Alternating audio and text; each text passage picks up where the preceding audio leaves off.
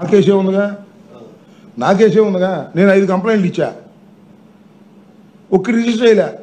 ఒక్కటి కోర్టుకి వెళ్ళా, హైకోర్టుకి, అప్పుడు 4 రిజిస్టర్ చేశారు, ఇంకోటి పెండింగ్లో ఉంది.